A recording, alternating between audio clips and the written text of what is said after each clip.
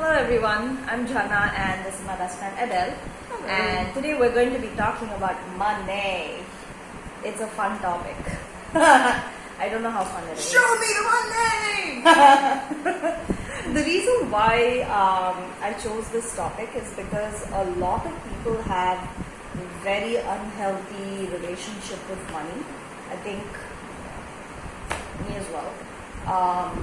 And we need money to live and, buy stuff. So we're going to try and figure out, to the extent that we know, as to what our experience has been with money and whether you can change that experience if it hasn't been a very good or a healthy experience. Because at the end of the day, it is a tool that is extremely required to be able to live a decent life, have a decent lifestyle, whatever that is to you. Again, it's very relative. Some people may want to have more money, some people are comfortable with having just their basic needs met. So it's very relative. So we'll just get right into it. So, how are you doing with money, Edel? So aggressive. It feels so aggressive. I feel so attacked already. So, what has been your experience with that? I think it comes from. I remember when I was in the 5th standard, there was this one incident where me and my friends me and another friend of mine actually, we wanted to go and be part of this dance program where this teacher has envisioned something. I don't know what she envisioned, and she wanted us to, and she had this vision of sequins and all little girls and expensive sequined clothes. And my friend and I, we were like, oh, we also want to be part of this. And so we went and wanted to join, and we're like, miss, pick me, I want to do this. And she said, this will cost too much money, so both of you no. And she sent the both of us away. The way I understood it, I think that was one of the root causes, one of those significant events that happened that told me that in the 5th standard, I'm 10 years old, what do I know about money? But I realized that I didn't have it, and as a result of not having it, I am going to be excluded. And money for me meant exclusion. To me, it meant I will not be part of the people that have money. But all of this were like micro calculations that happened in nanoseconds in an impressionable child's brain. I didn't know about lack. I didn't know about, I had everything I thought I wanted. Yeah. But then that is when my feelings of comparison with my peer group started. And I grew up always believing, I can see if I were not born in a middle class family or didn't have the education or was born in just even the tiniest bit of a different circumstance, how I could have met my need for money, which I think I should be excluded from as well. The only way to get it would be to, become a burglar maybe, or a scam artist or something like that. It could have easily gone that way, so I cannot even begin to tell you how grateful that serendipitously my life has turned out the way it has. So my feeling with money was money has excluded me from money's club. I don't belong in money's club. And and therefore I'll always be this person from the outside looking through the window at all things money inside, and I'll always be this cold, excluded person from the outside looking in. And once that core belief takes root, my interpretation of the world was from looking through that one particular mindset as well, which cemented it from the age of 10 onwards that the only way for me to have money is to possibly maybe become friends with somebody who's in that club, not have it for myself. And I'm still doing a lot of work with myself to include that part of me that's outside into me, and I need her to be integrated in me, that 10-year-old part of me, before I can have any kind of a decent dialogue about money. I feel it's too emotionally excluding. That's how I feel about money. What about you, Jana? For me also, it's not like I know everything about money. It's still Liar. something that She knows so much. Oh my God, Jana, you know so much about money. in the sense, when I talk about, I don't think so. I don't even think so. Okay, I don't think so. She does. This is the thing. I think like when something happened with my salary, which I didn't understand, and you came up with all these acronyms, CTS, BDW, XYZ. I didn't say any. She said lots of stuff, and I'm like, So when I'm talking about money, yes, that way in terms of how to sort of break She it has down. never had debt. Like she's never had a credit card. You've never had a credit card. Yeah, I've had a few credit cards. I'll go there. So likewise, she's never had a credit card. She pays herself first. Of every salary check that comes to her, she pays herself first, saving money, which will gather momentum and fruition later on. So I want you to speak about what your emotional weird when in all respects in the world it is so freaking functional. I think because we're talking about money and I'm still trying to integrate the part of me that says that it's okay to save money, because even though I save money, there's a part of me that feels like I don't. It's very weird. Oh, my mom is like that. There's not enough money she can save. Yeah. So it's like a squirrel with all the nuts, and then they still try to stuff some more. Right. So there is that aspect attached to it. Right. So even that's not a healthy way to deal with money, right? So do you enjoy the amount of money that you save every month? Does that make you feel happy? Do you enjoy that? I just feel like it's something that needs to be done. You don't take a moment to just look at it and say, oh, No. You don't do that. No. Because in my head, if I live like you, Yeah. that's all I'll be doing. No, I don't. Wow. That comes from a very different set of experiences that I had as a kid, because I just grew up with the idea that no matter how much I did, I probably didn't deserve it. So Wow. that will give you a sense of no matter how much I save, it's never going to be enough. So that's a different kind of scarcity mentality.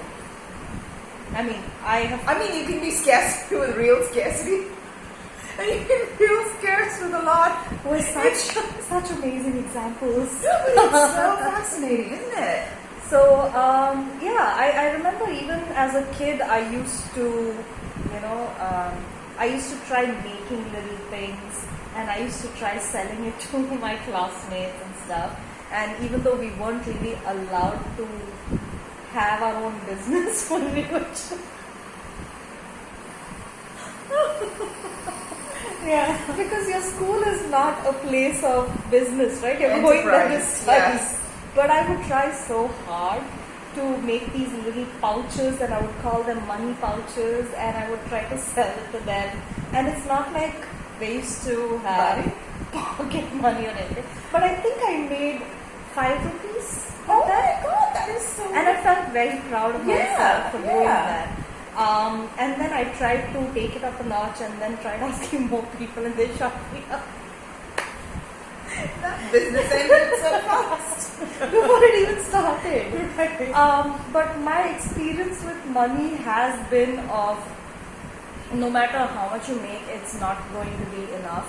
or stay in your lane and don't try to hang out with people that are a lot richer than you because they can afford things that you can't.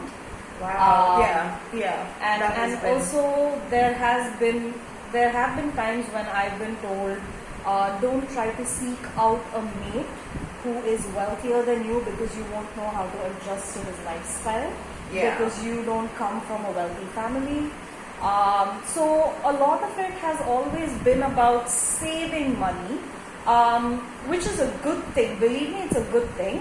But how it happened didn't happen in a healthy way. It's like, oh, okay, you need to make sure you stay in line. You always need to toe the line. You shouldn't be too ambitious because if you want to earn more money, that makes you a bitch.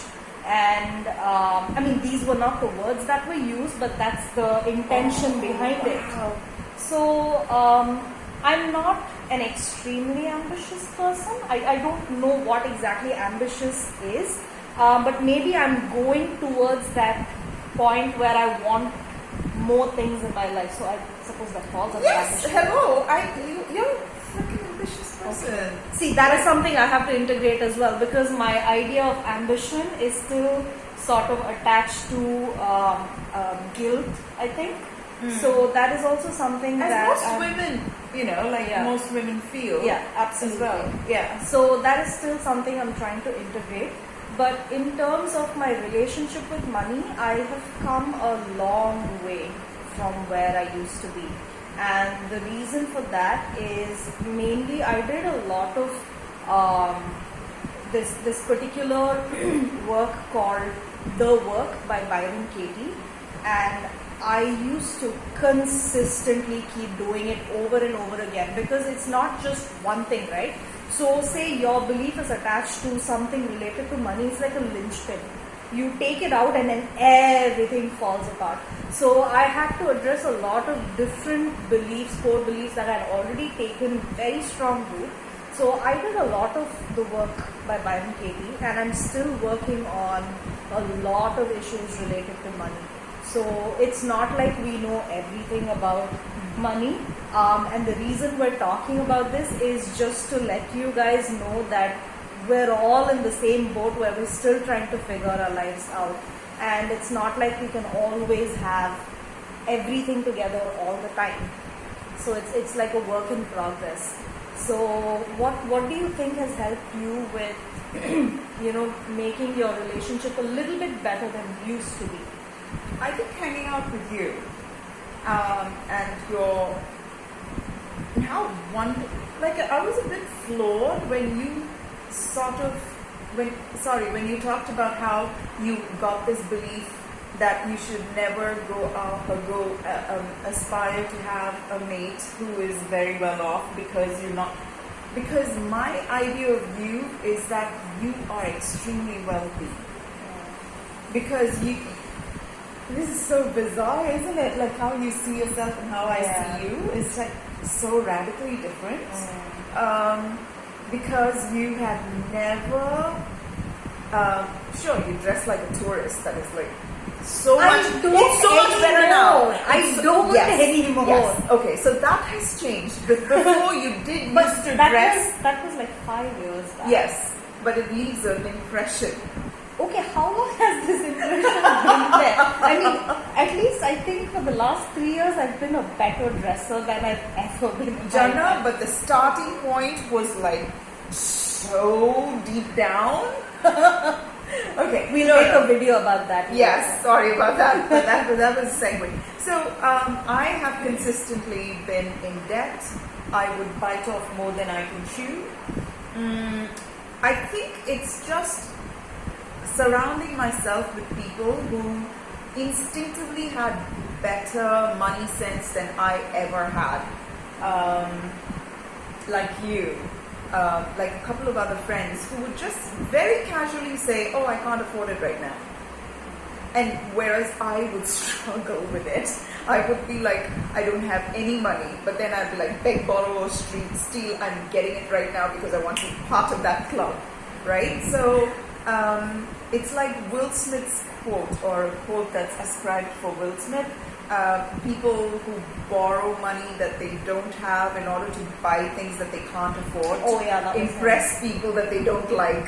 You know? that was it. Yeah, I lived that, and I was like, Will Smith, where are you? Why are you hiding? He's another prophet. So I lived like that, and for me, breaking the habit came from watching you, because I only knew a kind of happiness that came attached to misery, from debt, from maxing out my credit card and then having no way to pay it back, and constantly being in debt all my life, and having to go to work and waiting for my payday, and it was just this frenzy I lived in, and of course I couldn't have any savings, because I shouldn't belong to the sect of people that casually have savings. So I always find some way to burn a hole through my savings and lose all my savings.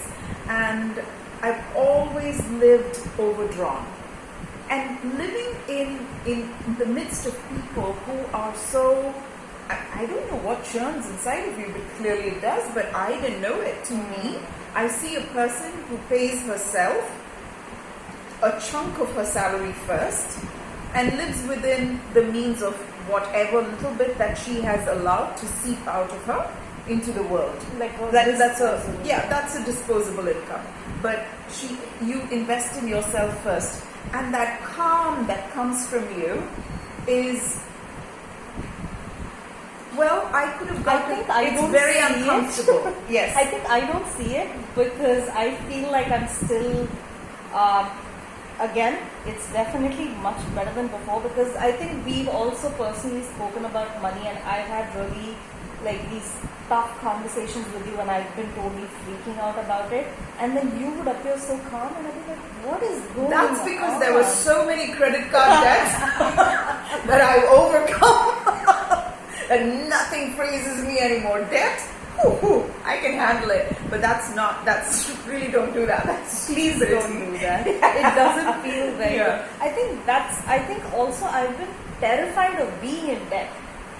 Yes. And it's because of that I save. Because and that, you know what, the fear is justified, terror is not. Fear of being in debt is a very good fear to have, and the fact that I don't have that makes me not a very smart person. But I'm beginning to understand, because I know my mom is not going to be around forever, and I cannot perpetually live in this animated adolescent state of stupidly spending my money, and I don't want to depend on luck. I don't want to depend on luck to get me out of a credit card debt. Oh my God, my we should get those lottery cards. And my spirituality, God will be bombarded day in and day out. I go on 40-day fasts because my credit card is maxed out and there's no other way to get out of it. Because I bought shoes that I don't even like anymore. So it's like how Monica buys those shoes that cost more than her rent, and Chandler has to carry her and she leaves them somewhere. It's so ridiculous. And I think the turning point in my life is having good friends who've invested in themselves. And I've always been like a drunk person who drinks alcohol and then gets this mood for, I'm going to be so charitable because, you've got that drunken mood, like I've always had this financial mood where I think I'm like a great financial genius. And then I sober up, and then more time that I'm sober than I am drunk. And when I'm sober, I have shit discipline. I have nothing going for me. So I'm so grateful I have friends, because ultimately, where am I going to run away from you, right? You're going to be there forever. And I may as well, and what, am I going to lie to you forever about how financially illiterate I am? And you could, and then your hair would fall out in lumps. It's like, I may as well learn something that I may as well learn it. I mean, that's why we make friends, right? It's not just about having a good time together. It's Yeah. also about what you can learn from them. I mean, what you have, they learn from you. What they have, you feel like you could learn from them, Yeah. and then you take it with, you know.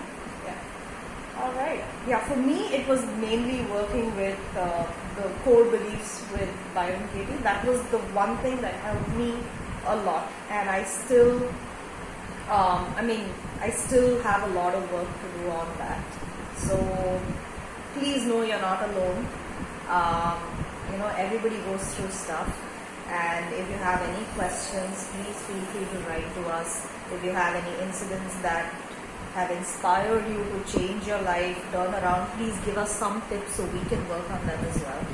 And if you like this video, please click like, subscribe, and share it with everybody that you think might benefit from it. So thank you, and we will see you next week. Bye-bye. Bye.